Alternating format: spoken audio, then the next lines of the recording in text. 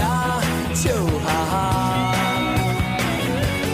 再出发，再出发吧，你是阮的第一名。天公着听这款命，甲艰苦当作跳恰恰。唔免惊，唔免惊啦，咱是勇敢的小飞侠。带着钢盔甲伊拼，人讲无惊袂出名。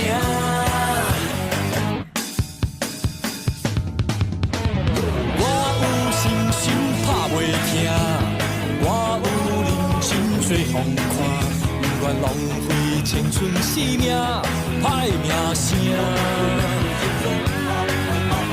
我有姑娘咧爱我有幸福咧作伴，我要予伊日子过着快活，惜命命。再出发，再出发吧，帮我擦汗挥着花。不管风波这呢大，为了将来嘛着行。要出发，要出发啦，帮我鞋子擦亮它。若无实力免操蛋，有影卡来才呛声。再出发，再出发啦，要摕冠军第一名。天公着听这款命，甲艰苦当作跳恰恰。唔免惊，唔免惊啦，你是勇敢的小飞侠。带着钢盔甲伊拼，人讲无惊袂出名。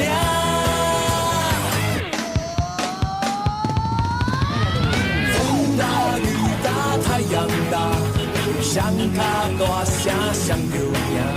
不管这条路我歹行，拢唔惊。天大地大我上大，歹人看着阮嘛皮皮喘。咱是灵魂快乐逍遥，笑哈哈。我有信心打袂停，我有人生做风看，不愿浪费青春生命，歹名声。天大地大我上大，歹人看着阮嘛皮皮喘。咱是灵魂快乐逍遥，笑哈哈。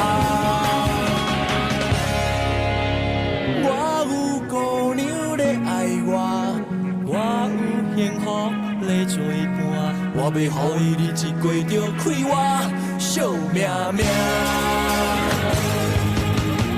风大雨大太阳大，双脚大声双着赢，不管这条路我歹行。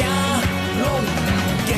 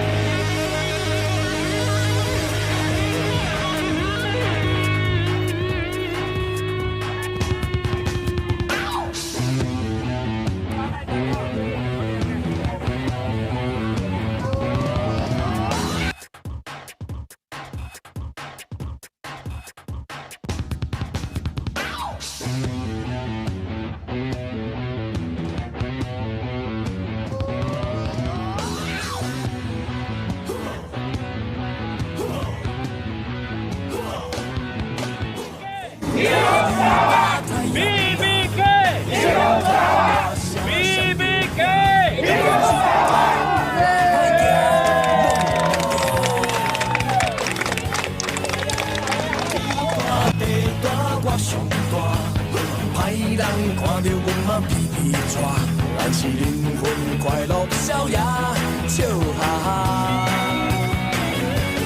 再出发，再出发吧，你是阮的第一名。天公着听款命，甲艰苦当作跳恰恰。毋免惊，毋免惊啦，咱是勇敢的小飞侠，带着钢盔甲伊拼，人讲无惊袂出名。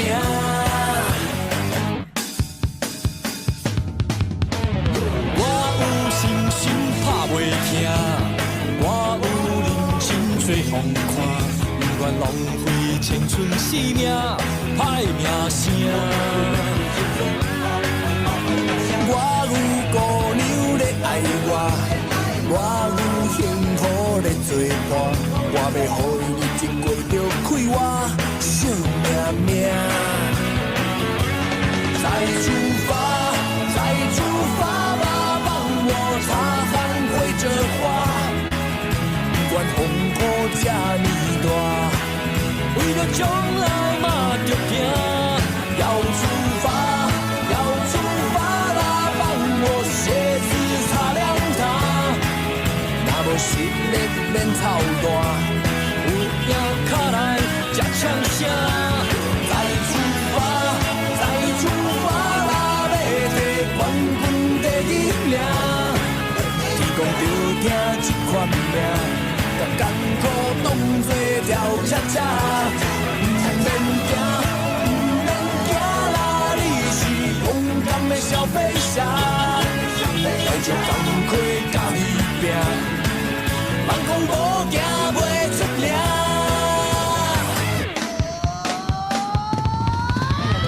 风大雨大太阳大，双脚大声双着赢。不管这条路我歹行，拢不惊。天大地大我上大，歹人看着阮嘛皮皮喘。咱是灵魂快乐逍遥，笑哈哈。我有信心打袂疼，我有人生做风看，不愿浪费青春生命，歹名声。天大地大我上大，歹人看着阮嘛皮皮喘。咱是灵魂快乐逍遥，笑哈哈。我有姑娘咧爱我，我有幸福咧作伴，我要予伊日子过着快活惜命命。风大雨大太阳大，双脚大声双着行。不管这条路我歹行，拢不惊。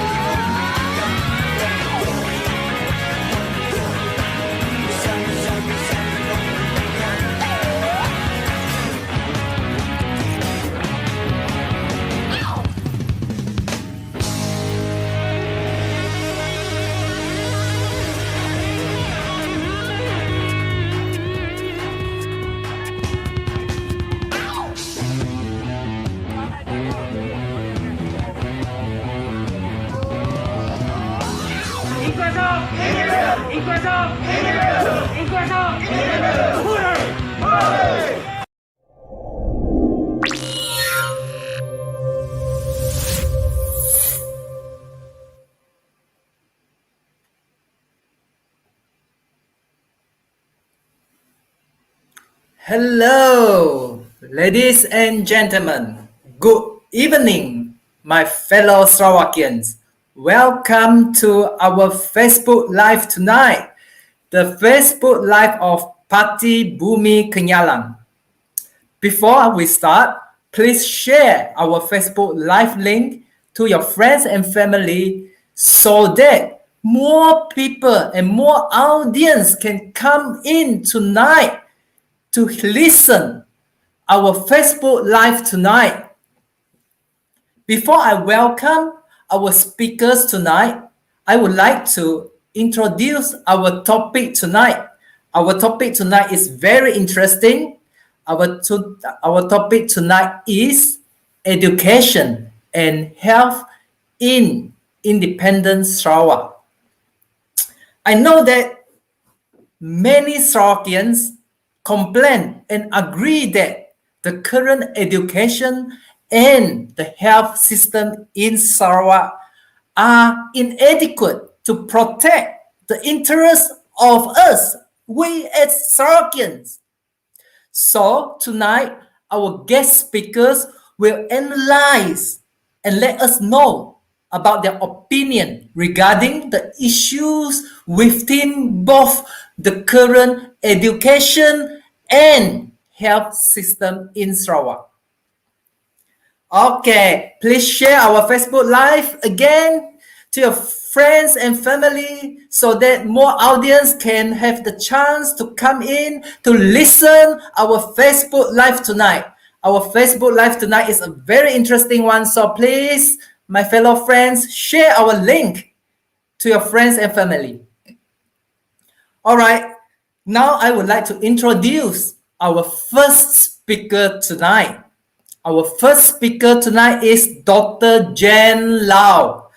Dr. Jen is a practicing doctor, and she is also a member of Parti Bumi Kenyalang Central Committee. Jen Lau. Hi, everyone. Okay, welcome, Jen. So far, everyone definitely agree that a good healthcare system is very important, is fundamentally important to reduce the burden on families and to contribute to the national growth. So, Dr. Jen, I want to ask you, what are the disadvantages of the current healthcare system in Sarawak? Okay, thank you, Leslie. Sarawak has the largest landmass, but there are only 3 general hospitals here. Almost half of the rural clinics in Sarawak don't have doctors, while some only provided paracetamol, amid irregular services provided through air and water to the interiors. Citing data from the State Health Department, 45.6% of rural clinics doesn't have medical officer. So we can put it this way, almost half of the Sarawak rural clinic don't have medical officers, and who is in charge in it? People will still need to get to a hospital somehow or other. Then the issue goes to the transportation cost to medical facilities in the state, such as a 5-hour journey by land from Lawas to Miri, or travel from Kapit to Cebu, takes 3 hours by boat or by road. Imagine this. Someone from Lawas is trying to seek medical care in Miri, and she is lucky to have a car, but she needs to have a passport to cross Brunei border. So if she doesn't have a passport, how can she travel? Of course, she can take a flight, but that is going to cost them more. Now, who is going to cover the cost for her? It takes the patient hours and hours to seek medical care in Sarawak, and sadly, some just pass away on the journey. Thank you, Leslie. Okay, Dr. Jen. So you told us about the lack of medical personnel in Sarawak. Can you explain more on this? Sarawak has 1 doctor to every 682 people. And this leads to burnouts and again affect the quality of care given to the patient. Just what I mentioned just now. Almost half of the rural clinic in Sarawak don't have doctors. The clinic only run by medical assistant and nurses. Another 39% of rural clinic doesn't have pharmacists at all. Just last month, the contract doctors work out to seek fairer treatment. Why can't contract doctors be given the permanent post in Sarawak hospitals? Make it easier for our own doctors to come back to serve in here. Give them the better incentive to let them stay. There are many more shortcomings of the current healthcare delivery system, and we can make differences only if Sarawak is independent. Sarawakian deserves better than what they are getting now, isn't it? Thank you, Leslie.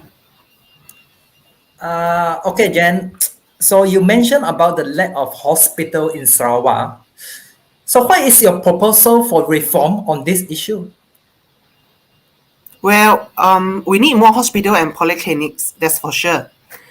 And maybe even more mobile clinic, so it will be easier for the patients to get to them, or for them to get to the patients. It is the government responsibility to provide Sarawakian with access to the best healthcare and the best equipment, which is modern up-to-date technology, and not giving Sarawakians their throwaways. For example, recently, during the COVID-19 outbreak, federal government gave Cebu General Hospital 10 ventilators, which only 3 of them are functioning. Imagine, only 3 of them. When we questioned about it, I heard many reasons. And the news has been reported that MOH said the oxygen tank damaged during the transportation process. Isn't this an insult to us, to Sarawakian? Thank you, Leslie. Okay, so you mentioned so many problems. So what can be done to better Sarawak or to enhance Sarawak healthcare in independent Sarawak? Currently in Sarawak, the waiting times to get certain checkups done like MRI, CT scans can be months. This put the patient at risk for getting worse before they are fully investigated. When dealing with the matter of health, waiting is not an option. The rural clinic in Sarawak is getting very bad. So we need better clinics and tertiary hospitals with doctors and equipment for modern diagnosis and treatments. Medical devices play a critical role in diagnosis, treatment, and rehabilitations of disease and illness. Thank you, Leslie. Okay, Jen. So if Sarawak is independent, what can we do? Like to, let's say, to attract more medical personnel to stay in Sarawak, to provide their service to us. So what can we do? Okay, so for the doctor shortage, once Sarawak is independent, we will be able to offer a better working conditions and environment for them, for the medical personnel, more advanced technology, better working hours, and etc.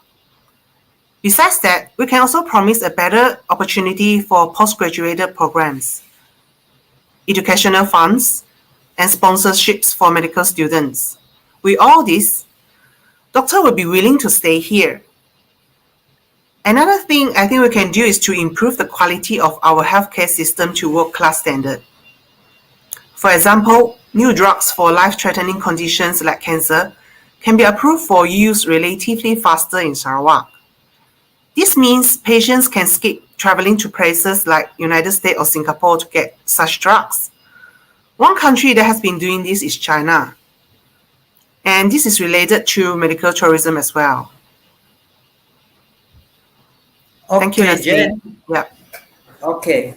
So you mentioned about the medical tourism, because I hardly heard our GPS government mention about this medical tourism. But Yes. I think your idea is quite good, giving the example of China. So since you talk about this medical tourism, I want to ask you, do you think medical tourism can be an advantage or bring benefit to independent Sarawak? Yes, of course. Most governments of developing countries sees medical tourism as an opportunity to generate more national incomes and boost up the economy, as medical tourism can boost GDP. It draws tourists from other countries that are more well off than most patients in the destination country and gives the country they visited an economic boost. And this is not limited to the major cities, but also to smaller regions that are rich in traditional healing method as well. Medical tourism also helps to increase the local employment by bringing in business opportunities and employment to local people. It helps in the way by generating direct employment that includes jobs like hotels, taxi services, restaurants, and some indirect employment through the delivery of different local goods, and also other services that is required by the medical tourism industry.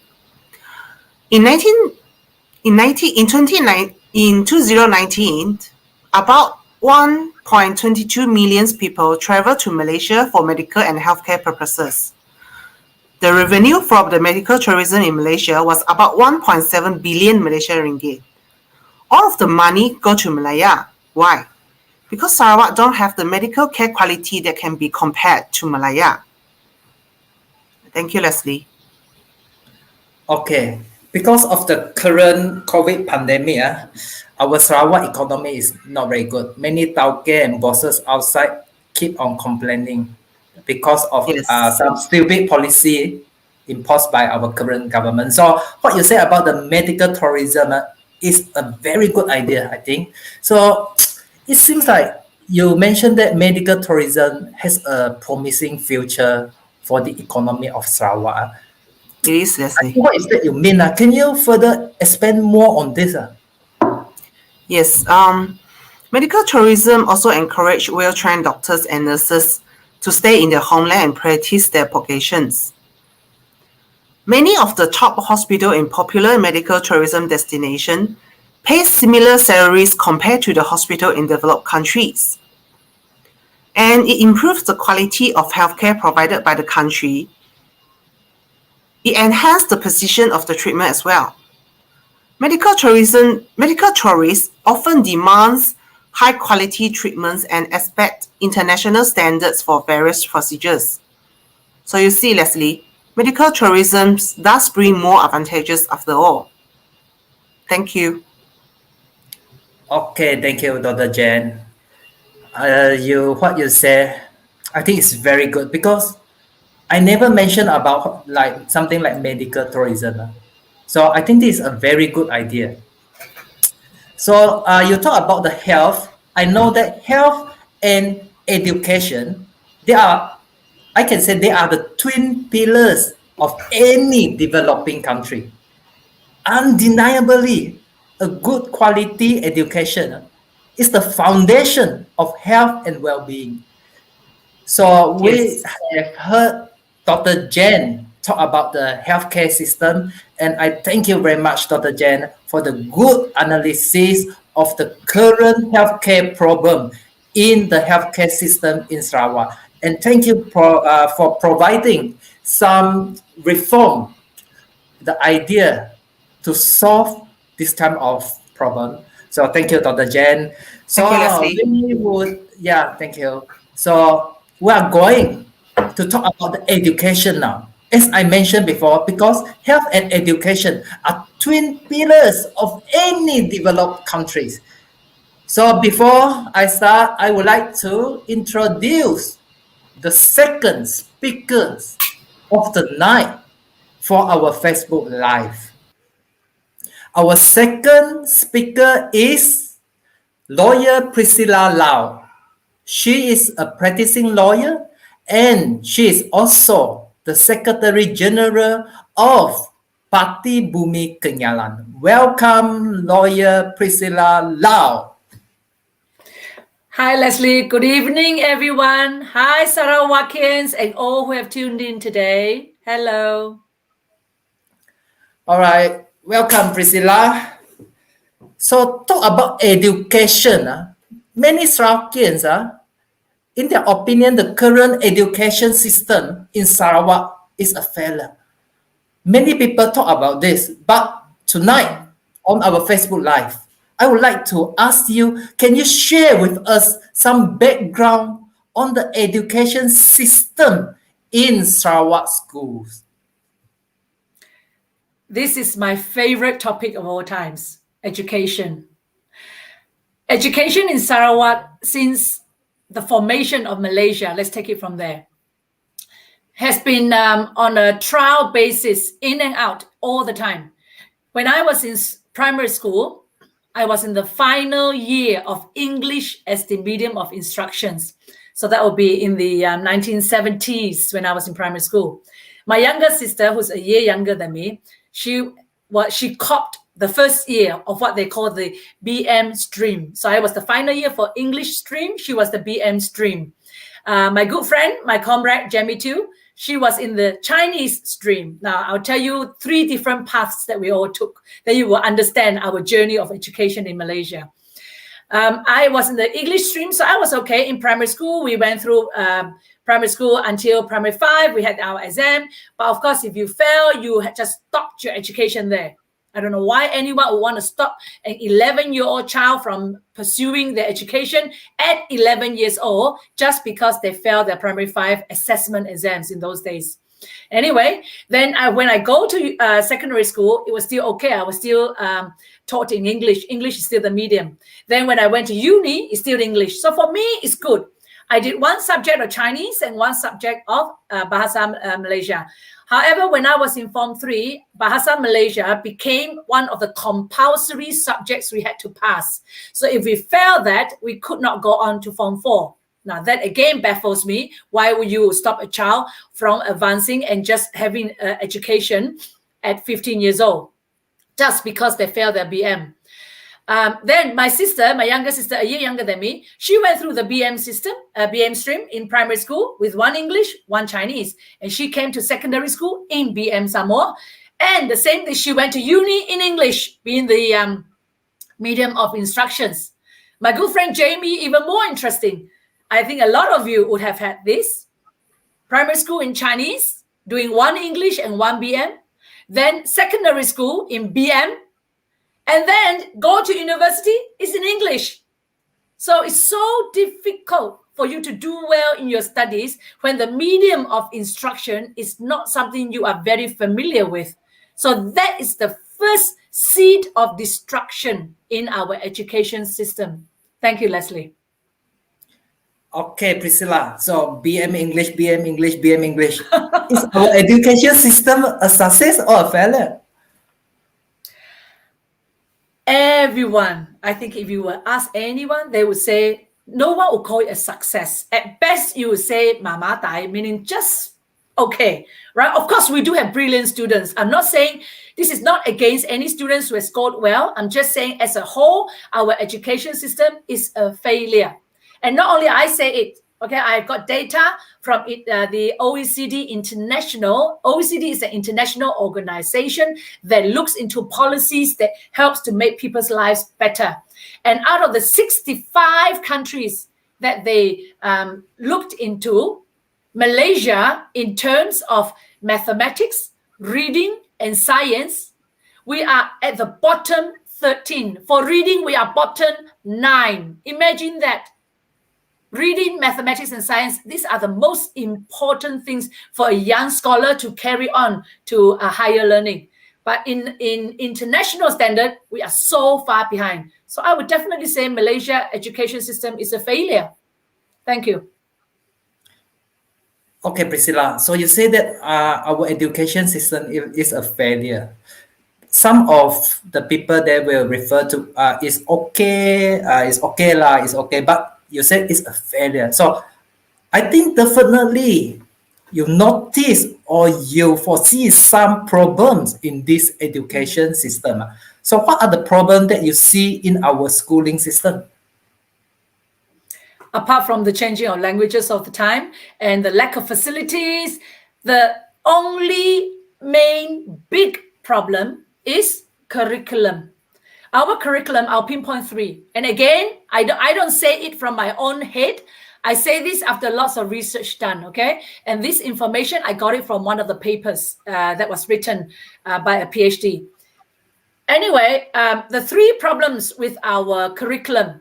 Firstly, as time goes on, our standard of examination has been dropped. Just keep on dropping. They drop the standard, and you will see there's a high rise of perfect scores. So students are getting better and better results. However, the education is not really, the standard is not really raised up. They actually drop the standard, so results go up. That's the first problem. The second problem is when politics come into play. When politics and religion come into play in education, we face so many problems. This Ketuhanan Melayu concept, Again, I don't say it. I got it from researching papers and all that. Keturunan Melayu concept is when so many extra subjects are introduced into the curriculum for our primary and secondary school kids. So much so that there's no time to teach it. There's no resources, teachers, and even just classrooms, because our student population is getting bigger and bigger. However, our time for learning, you have to stretch it out. If you don't stretch it out, you cannot fit all the subjects inside. So that means that our facilities is not enough, because when you stretch it out, then you have afternoon session and morning sessions. So it's very, very hard. Anyway, so our curriculum has add on so many subjects. You study Tao Te, you have to study history, you study Tambudang Islam, you study all these things. They bring it in.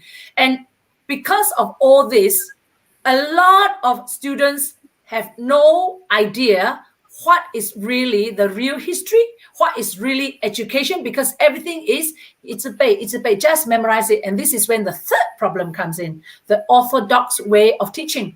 The orthodox way of teaching is when I give you the info, you remember it, and you churn it out. This is also one way of our government rewriting history and to cheat our mind, because they feed us with the information that they want. That is because politics and religion came into our education. So they just keep on telling us certain things, build it into our minds, so much so our students do not know. I always go to schools and I tell them, I say, berapa negeri dalam Malaysia?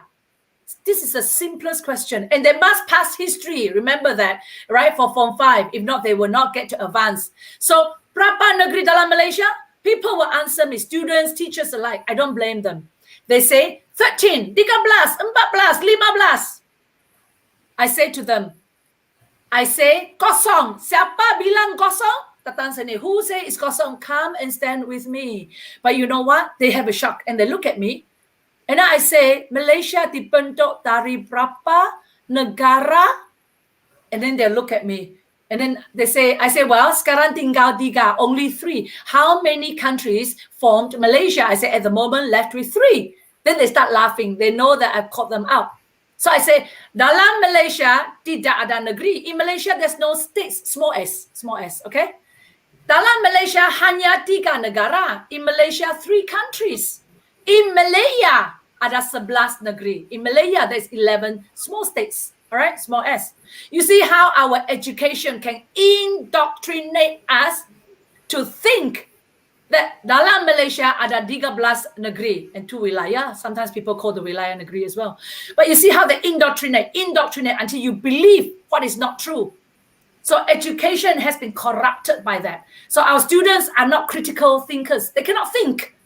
When you ask them a question, even writing karangan, they will say, my family is made up of 1 papa, 1 mama, 2 sisters, 2 brothers. Everyone sama. Everyone's the same. Because you need to write that way for the teacher to give you the score. Otherwise, you will not score well. So you fail to form critical thinking. Everything is teacher betul. The teacher is right. Just don't question it. This is where our curriculum fails the most. Thank you. Okay, our education system, although have problems, but it had gone through many reform. Why? I want to know, why is it still lacking? Why is it still lacking? Very, very good question. I would like to know too, but it is lacking. It is lacking because our government is not putting actual education in the forefront. Education is just a passing of knowledge from a group to another, from a person to another. I always say there's no stupid student, right? There is only the ability of the lesson giver. I won't even call them teachers. Sometimes they can just be someone who is accompanying the student to learn, right? So no stupid student, I always say that. It's how you pass this info to them. So our reform system has failed because they have never taken into account that we have many, many different types of students, and they have different wants and different needs. they teach us one set system. This way is this way. You must study like this, like this, like this. You must pass like this, like this, like this. Otherwise, at 11 or even 12 years old, no more school for you. At 15, you can go and work with the adult population. How can that be? How can an education system say that to a child that is not even old enough to drink or to vote or get married? You tell them you can go to work already. Because what are they going to do? At 12 years old or at 15 years old, they fail their BM or their history, they can't study anymore. What sort of reform is that? So it fails. It's still failing. Thank you. Okay, so you mentioned all the problems and all the reforms are not effective. Then, in your opinion, how then should our education system be reformed effectively? A successful school system, whether it's a curriculum or the facilities, anything to help the student achieve, must, number one, take into account how are we going to help this person to be a person that when he walks out is on the same level as someone his own age, the same level, not below him. So we must look into the international curriculum. Look to international education. How does Finland do it? How does the British do it? How does Australia do it? Or even Singapore and Hong Kong, who has such high standards of education. And now China. China has very, very high standard education now. So we need to look at the international trend. What are they doing that is elevating their students and we are not? Why are we falling behind? This is the first that we must look at. Okay, then how our students can be competitive with their international standard? Well, to be competitive, you must have a good curriculum. So it starts again. See, the problem starts with curriculum. It will end with curriculum. Our curriculum at the moment divides our students into art side, science side. Why would you do that? Why would you do that? Because a student will not know, oh, I want to study medicine, or I want to study law, or what do I want to study? They don't really know at 15 years old or 16 years old when our system starts dividing them. You see, our system does it this way. You score very well, you are a very good student, you go to science side. You are not so good student, you go to art side. I tell you a story. My older son called Brandon, when he was in primary school, they had this segregation already. Primary 1, 2, 3, he was in a class of, with his friends and all that.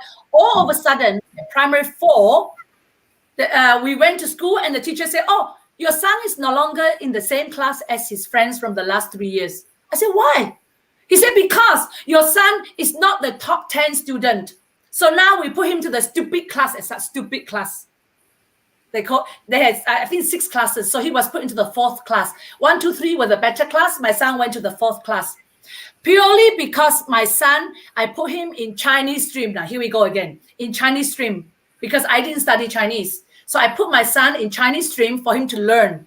So my son would score, in those days, they had Su Hua and Su Ying, meaning mathematics in English and mathematics in Chinese. Now, my son would score very well in mathematics in English because his English is very good. I can teach, you see. But mathematics in Chinese, I can't understand a word, so he will score very low. Because of that, his whole scoring system comes down. But I kept an eye out for his English, his mathematics, and his science to make sure that all these 3 in English is up to par, okay? But his other subjects like Chinese and all that will pull him down. So because of that, they called my son stupid. Literally call him stupid. So they put my son in the not so smart class. One day, my son, I went to pick up my son.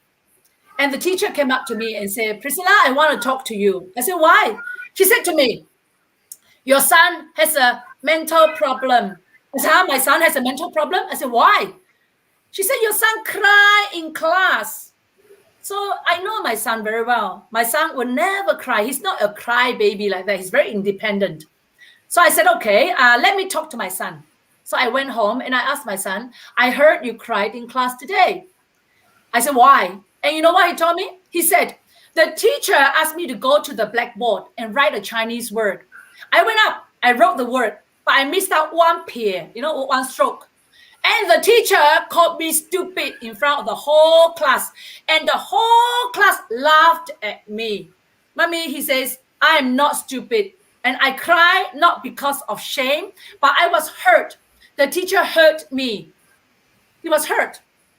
So you see, so my son, after that, other things happened with my younger son, who was in primary 1 at that time. Anyway, within about 6 weeks of school starting then I took my sons out.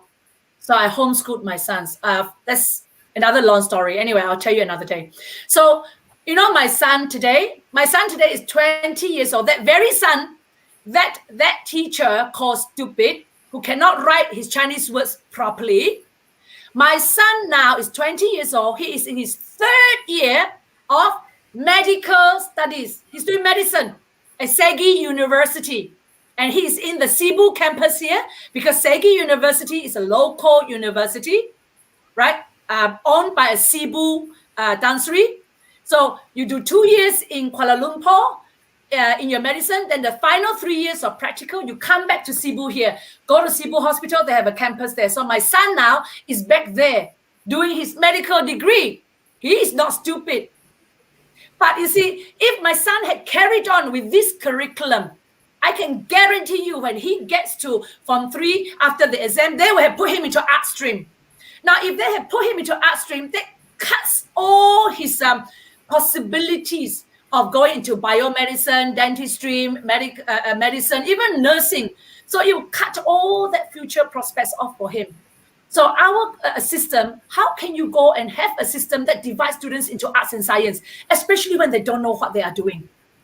So that is the first failure. So what we need to do to bring our students up to international level, as I have done with my sons, is to just let them do the British curriculum, the IGCSE for now, right? Until we can come up with something better, until we can reinvent the wheel. The wheel is round, okay? The British has a saying, don't reinvent the wheel. Because the wheel is round, it goes round. It works very well. No need to make it square. So until we can come up with a better curriculum, use the British one. It is recognized all over the world, right? So then our students will be internationally capable, just like my sons. Thank you. According to you, national curriculum is disappointing. What about the Chinese independent schools? The Chinese independent schools in Sarawak, just like the Indians have theirs in Malaya, okay? We don't have Indian independent schools here. But the Chinese independent schools, they use UEC. And you know what? It is a fabulous, fabulous program. I was just talking to my friend this afternoon, and she was telling me that students with UEC, I think it's called Gaozhong, isn't it? When they finish that, it is recognized all over the world. They can go anywhere with this certificate and they'll be accepted. But I feel so sorry for these students, because these students, in order to keep their options open, they go and study SPM. So they do 2 very intensive courses together and sit for it at the same time. So that means that why they do that is because they know that they need to get their SPM Malay. Because if you want to work for the Sarawak, okay, we don't talk about Malaysia, for the Sarawak government, in any of the government positions, they ask you for SPM Malay. They ask you for it. So even my sons, like I was saying, he's doing medicine. If he wants to do his housemanship in a hospital, in anywhere in Malaysia, they will force him to do an SPM Malay plus SPM history he must pass. If this is not talking about cuci balak, to change your mind, what we call indoctrination of the false history, what else is? Why would a medical doctor who has spent 5 years studying medical degree have to pass SPM Malay and then pass history? I don't get it. And you know what is the best thing about this? You cannot just do these 2 subjects. So you must do 6 SPM subjects. You can fail the other 4. Doesn't matter what you take, but you must pass these 2. Must pass history, must pass SPM. Otherwise, you cannot work in Malaysia as a doctor, cannot do housemanship. That is why, like what Jane was saying just now, we lose our very bright people elsewhere. They go elsewhere because now my sons will probably, they have IGCSE BM. Both of them score A and A star. They did very, very well. They know their BM. They speak it perfectly. They can speak Fuchao. They can speak Chinese. Now only thing they can't really speak is Ibang. They can speak English. They are very good with their languages, but not good enough for our government. You must have SPMLA. So if my sons don't want to sit for the SPMLA, USA and UK has opened up their doors to our students, saying that, come, do your housemanship in UK or do it in USA, and you get paid. They will pay you in US dollars or in UK pounds, sterling pounds. Then when you finish your 2 years there, they say to you, hey, stay back, do your specialist here, do your master's here, we pay you again. See, because of our education, again, our education system and how it's run, we lose good students and good doctors and good professionals overseas. They run away because there's no place for them here. They want to stay here, but they can't. So you can see just from this, our education system has no justification at all for our students. We cannot take it and say we justify this curriculum very good because it will help you here and there. It doesn't. It doesn't help you anywhere. Kelang kabut English. I've come across, I don't want to say names, but I've come across so many young people who, when I do interview with them, they write in their resume, fluent, can write and can read and can speak fluent English, fluent Malay, fluent Chinese, whatever. When they sit in front of me, when I ask them questions, I purposely test them. I will start speaking in Malay to them. They answer me in Mandarin. I start speaking Mandarin to them. They answer me in Mandarin. I start speaking English to them. They answer me in Mandarin. So as far as I'm concerned, you only know Mandarin. Because none of them are fluent. They may be able to just write, may be able to read, but they cannot speak it because we do not teach that in schools. We just ask them to pay, just go and memorize the karangan and just write. Everyone write the same. Everyone has two brother, two sister in the family. The karangan. So this our system of dividing us into arts and science, you stupid, you clever, you whatever, this is totally wrong. When I was in England, they did not give a prize for first prize, second prize, third prize academically at the end of the year. They don't do that. They gave one for mathematics, one for biology, one for whatever. Every subject had your own prize because everyone is gifted differently. So this way it encourages every student. There's so many, I can speak the whole night on it, but I'll just highlight these few points to you. Thank you, Leslie. Okay, Priscilla, from what you say, I can summarize our current education system as rubbish. It's really very disappointing. Yeah. So let's say if you were the education minister, what would be your reforms? I would love to be the education minister. From the bottom of my heart, I would love to do it. Not because I'm very proud or I think I can do better, but seriously, I have results to show that the way I've done it really works. The way I've done it. Now, let me just go through with you what I would do and I'll share with you what I've done. First of all, of course, we must make English the medium of education, meaning that we use English to teach all the subjects. Why? Because you open more doors to international universities in future. Even when you go to universities now, very often you have to study in English. The medium of instruction is still English. Only if you go to the government universities, only those ones sometimes have BM as the medium of instruction. So you want them to do well. English is the international language. First one, make it the medium of instruction. Number two, until we reinvent the wheel, get in the British curriculum. Use it. Use the British curriculum. Number three, introduce their own languages. So you can introduce Chinese or BM or Iban or Malana or even French and German and Spanish, whatnot, Japanese, Korean, whatever you want to introduce as second, third, fourth, whatever languages. Introduce it so our students get a choice whether they want or don't want to study it. Right? That's the third one. Fourthly, identify our gifted students. So we have so many. We have students who are very, very good in music. Some students are very, very gifted with sports. Some students are very gifted in arts. Some students are just geniuses, but we have nothing to accommodate them. We tell these students, just go through the same as your peers. Even if you are so brilliant, let's say as a pianist, let's say, you still study primary school 6 years, Form 1 to Form 3, then Form 4 to Upper 6, whatever.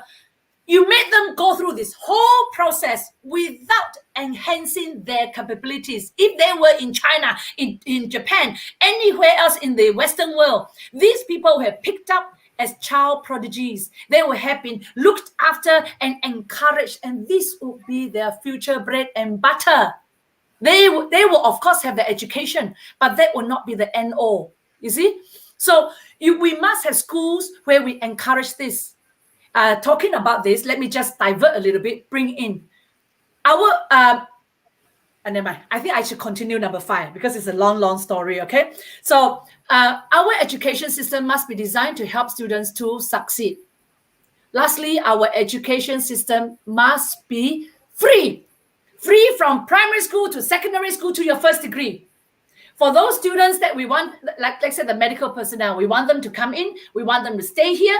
We should encourage them and give them what? Give them incentives, sponsorships, scholarships, whatever, to encourage them to do their specialist training here. Just like what I said for my son in UK and US, they are offering it to them. When they finish housemanship here in Sarawak, give them more. Hey, do your specialist here. Ask them to do it here. Give them free. So that way we can encourage all our students to be graduates, to be educated. So our society will be educated. Right now, I go back one step to what I wanted to say just now about the students who are clever. I should not say clever. All students are clever. Students who are gifted, let's call them gifted. I set up a homeschool. Okay, initially I built Woodlands International School. I built an international school because I did not want my children to go overseas, right? Because I went overseas at 15, too young. 10 years I was there. So I built an international school for Cebu. Everyone told me, you can't build it, Priscilla. You will definitely suffer. You will go bankrupt. Who will study in international school? Everyone poured cold water on me. It took me 6 years to finish building it. From the day I dreamt of it, I apply. And then in the end, after I got all the permits, everything, I built it. And after I built it, then I sold it. Anyway, that's another story. But anyway, from there, then I set up a home school. The reason I set up a home school was because the way the international school was run was not how it should have been run. Let's put it that way. For me, okay? So anyway, I set up a home school. And this time, I made it even more exclusive. What did I do? I made it like a semi-gifted school. So if your child comes into my home school, I will assess the child. So let's talk about my youngest son, Jordan. Jordan came in and we assessed him. And we looked at it. Hey, you know all your stuff. So when he came in, he was 12 years old. We looked at it. Well, you know all this stuff for primary school, so you should rightly go to secondary school. Why did we do that? We let students go according to their competence, according to what they know and they don't know. If you don't know, I will hold you back. Why? Foundation in education is very important. So we hold you back. We build your foundation. Your times table must be good. Your alphabets must be good. Once you know that, we put you back into your age grade if you cannot jump, okay? But for my child, he jumped. Why do we do that? Because if you don't, why do you see very brilliant students in our education system who just, after a while, they just lose the fire? It's because they go to a class, let's say from kindy to primary 1. You see the difference there the most. Cuties kids, when they go to primary 1, they can read, they can write, they can do mathematics, times table. They are very, very good. So when they get to primary 1 and you are still teaching them alphabet ABC to write, what do they become? They become so bored. They sit there, your A, B. They can already read.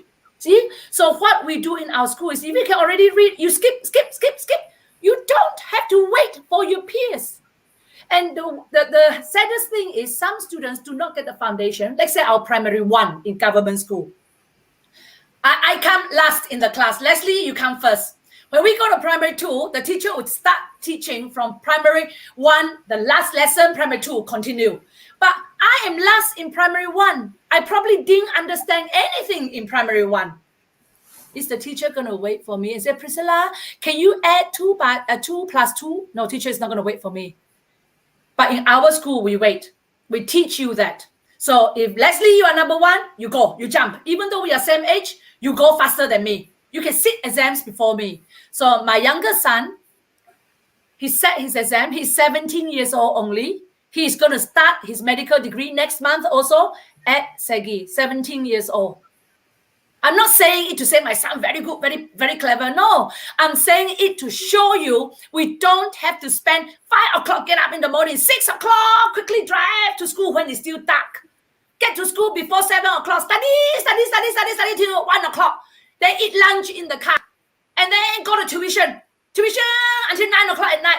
Eat dinner, maybe sometimes in the car, sometimes no eat dinner. This is not education. So why I tell you this story? Because I want you to know, I know what I'm doing when it comes to education. I have not only helped my own children, I have helped many, many children who government schools throw away, literally throw away, say, don't come back, you are no good to me. 14-year-old girl.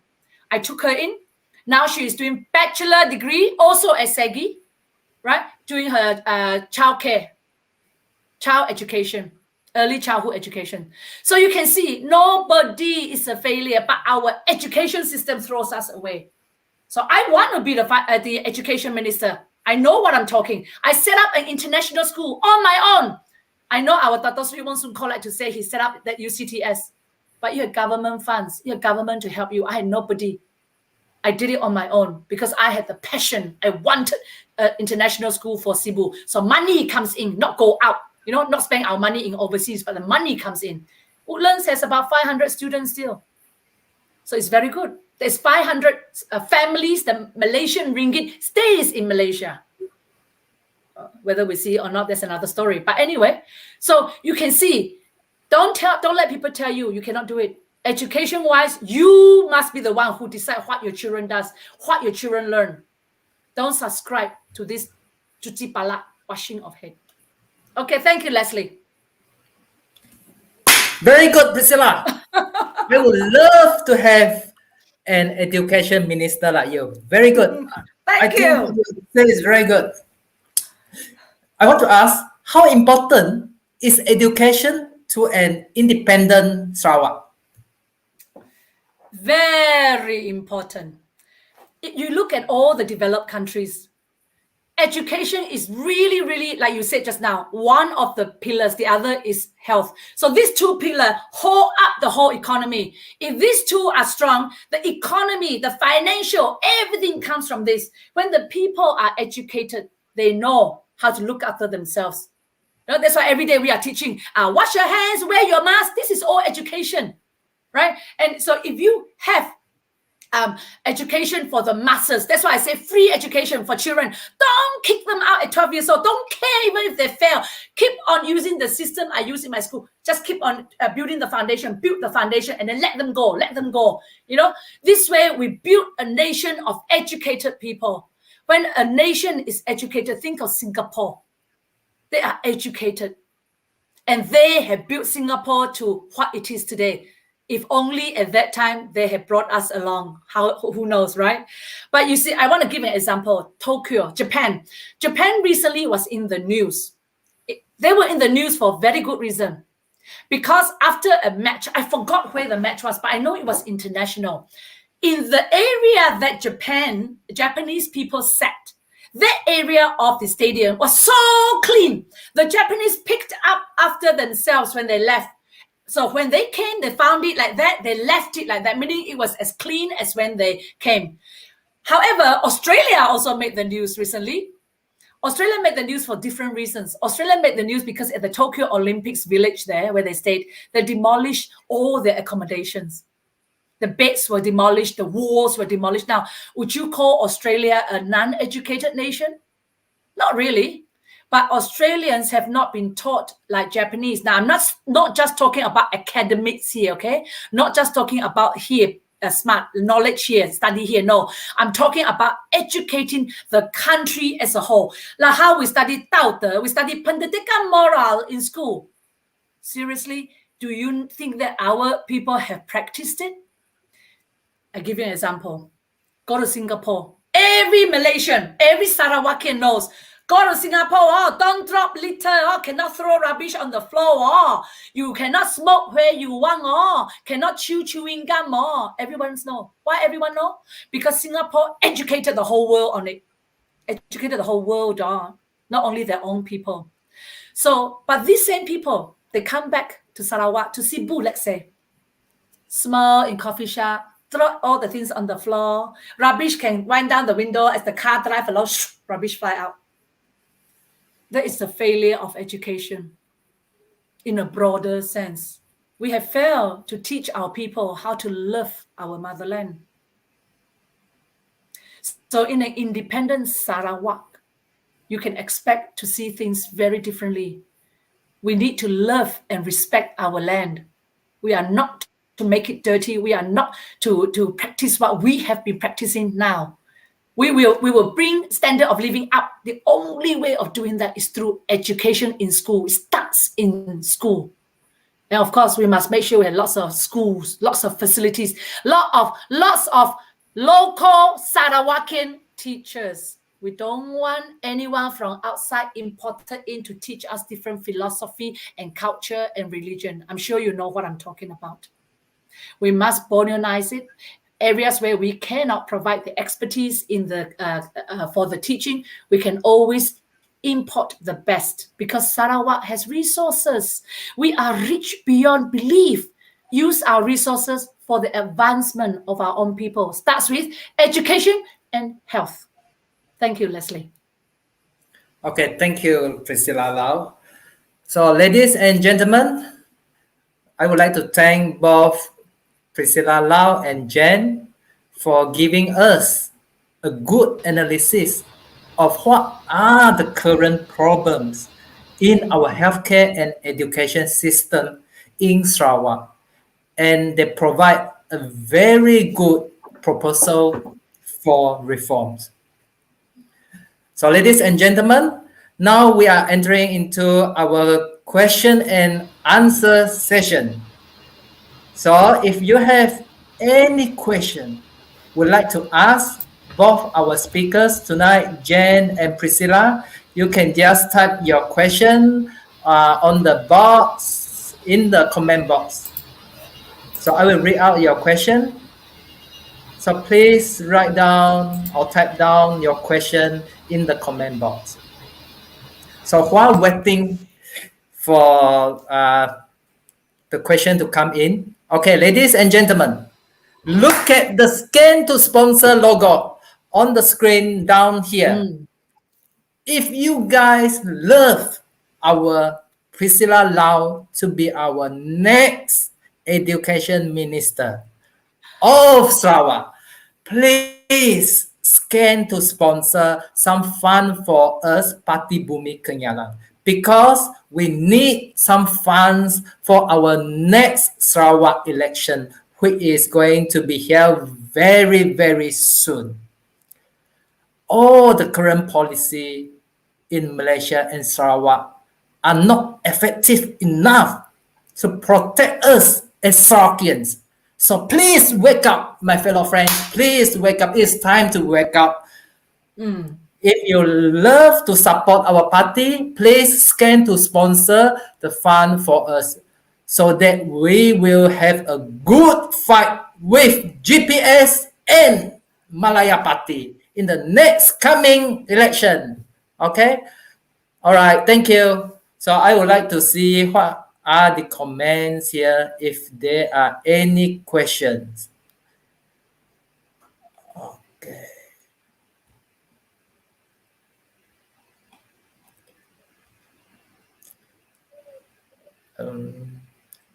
Give me a second. I see most of the comments tonight are just hidup PBK, go PBK.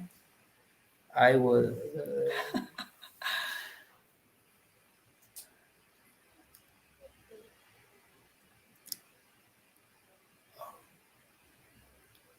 Leslie, can I answer that? This Bell who?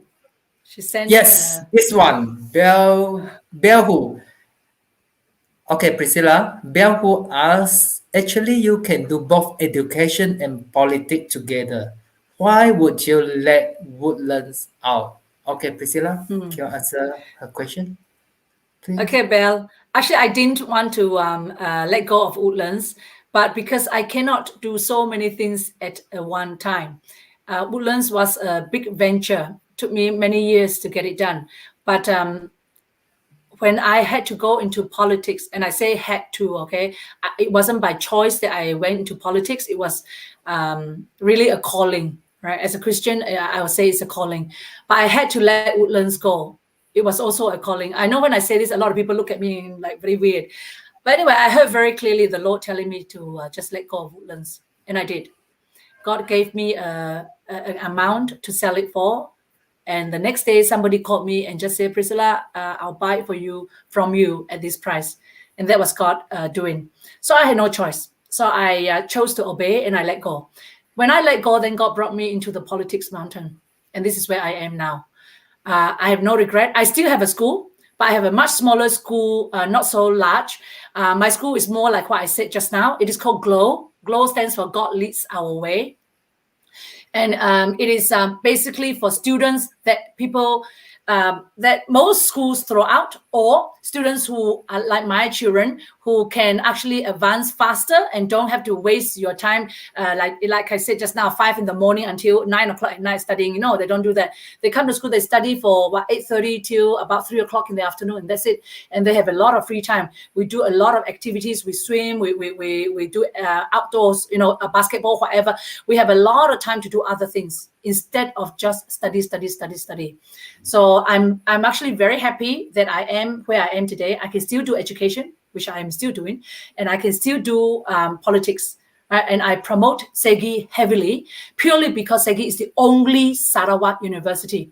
And I promote it. I put my own children there, and I have no regrets. They have very, very good lecturers. They have really caring ones, especially the ones here from Cebu. You see, we are from Cebu, so why would we not support a Sarawakian university? We should support it. We should support anything Sarawakian instead of letting our hard-earned money be put into Malayan enterprises. You understand what I'm saying? All right. So we leave it for that for now. Thank you. Okay. There's a continuing question asked by Bell Hu. She asked, when was that happen? May I know? Is it something that you would like to answer, Priscilla? Okay. Well, Woodlands was, I started doing Woodlands in 2008. I actually sold it in 2014. I built it for 2 years, then I sold it. Yeah. So that happened in 2014. So I stood for my first election in 2016. I hope that answers your question. Okay. Thank you, Priscilla, for the answers. There are not much questions tonight. Maybe both our speakers have gave all the necessary answers in their talk. So, you like I just kids. do some comment. Okay. Okay, I will get one more question. This one by Sharon Campbell. I would like my kids to study in such school like the one you mentioned. Very good.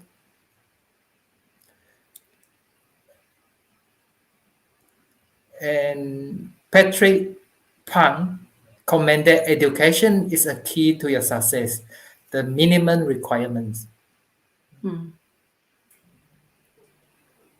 Correct. And Ting mentioned comment that fantastic presentation. Okay, thank you. Yes, the presentation tonight are fantastic.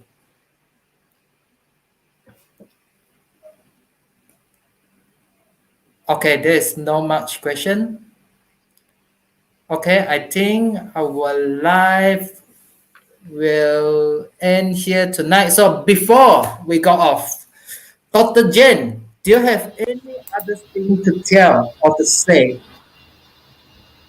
Okay. Health is a fundamental human right. So once Sarawak is independent, we will be able to change the current healthcare system to better. 58 years has passed. MOH shows only discriminations and indifference towards Sarawak healthcare. Isn't it enough? How long longer should we wait for a change? When Sarawak is have to ask for medical autonomy or mercy from Malaya. We will provide free medical for all Sarawakian, including the treatments of chronic illness in hospital approved by the government. The Parti Bumi Kenyalang government believes in socialism, equality, fairness, and justice for all Sarawakian. Sarawak, our motherland. If we didn't step up for her, who else? Thank you, Leslie. Okay, thank you, Jen. I think what you say are better than our current or our last federal health minister. They are all the rubbish. Many Sarawakians are very disappointed with them. Okay, Priscilla, do you have any other thing to say before we finish for the night? Okay, I'm going to make it very short because I've been talking a long time tonight. I don't want you to get bored with me. But basically in Sarawak, if you believe in a better Sarawak, you have no choice but to vote for PBK. Because through us, you see, all our sessions as we go on this week, now we do every Saturday, weekly sessions. You will see, we will tell you how we are going to do government. We're not going to play government. We're not going to just say, hey, vote for me. I will do this. I will get independence for you, like some people. I will tell you how I do it. I tell you the recipe of how we are going to get independence. Then I also tell you, once we are independent, how am I going to run this country? And I don't just say it, I'm going to run this country. I give you better wages, I give you no tax or no. I don't just say it. I tell you how. I again give you the recipe. Parti Bumi Kenyalang is not a party just say only. We really, really know how to do it. And you see, if we don't know how to do it, how can we come on live and tell you week after week after week how we are going to do it? You are smart. Most of us are educated now to a certain degree. So look at it. Listen to what we say, like what I say tonight about education. Does it make sense to you? If it makes sense to you, then you have no choice. You have to vote us in. Because you see, our present government, the GPS government, and the oppositions, now I also don't know who is opposition, who is not. I'm sure most Malaysians also get a bit, Anyway, so they have been there for so long. I always say that. If they know how to do it, they would have done it already. Or they would have been doing it now. For those that are in government now, do it now. Don't ask me to give you 5 more years, then you give us better education. How can you ask? One of the things is, they ask the students. I had a wonderful boy who studied, who was kicked out from his government school. And I brought him up in my private school all the way up until he was studying law. I asked him to follow me. He went and studied law at in KL. And one of the subjects they made, not one, 4. They made every Malaysian student, doesn't matter you're in private uni or government, do 4, they call it MPU subjects. One of them is Tambudang Islam. Why would you make my kid study Islam? And you don't pass that, you don't pass. Even though my kid may pass his medical degree, but if he don't pass this 4, he will not be able to pass. So this poor boy, he could not, because his Malay is not that strong. He did IGCSE Malay and he got a B. All right. So he cannot do the 4 subjects in Malay. So he gave up. He gave up. So our government fails us not only in primary school, 12 years old, out of school. No fail BM, no class. Secondary school, Form 3, fail BM and history, or Form 5, out again. Go to university, still can kick out. So when you see that, your heart should be aching for Sarawak. We never signed on to make Sarawak into a Muslim state or to take BM as our master language. Never. So if you look at that, how, especially now in light of what is happening in Malaya, seriously, you still want to carry on with this game of give me 5 more years, I promise I can do better. Or those that have been there for even 2 terms, too long already, you are out. Why? No idea. These oppositions, he told me, a Chinese opposition in Cebu told to my face, when I wrote his opening maiden speech to sit in Parliament, I wrote it for him, and he said to me, Priscilla, don't make me say this. I'm so junior. Let me sit for a few more years. When I am senior, I will talk for Sibu. So Sibu, now he's in his second term. Sibu has been mute, no voice, for 10 years. Almost 10 years lah. 2 terms ma. Enough is enough. Look at our healthcare, what Jane was saying. 10 ventilators. You dare to give us 10 ventilators where only 3 is sort of working? Seriously, how much more we have to beg? I am sick of being a beggar. So sick of being a beggar. You know what we did? The hospital, General Hospital Sibu, so kasehang one, so I really feel sorry for them. Jen and I, together with our Jamie too. Jamie is the president of the Sibu Palliative Care. We got involved in this palliative care. What is palliative care?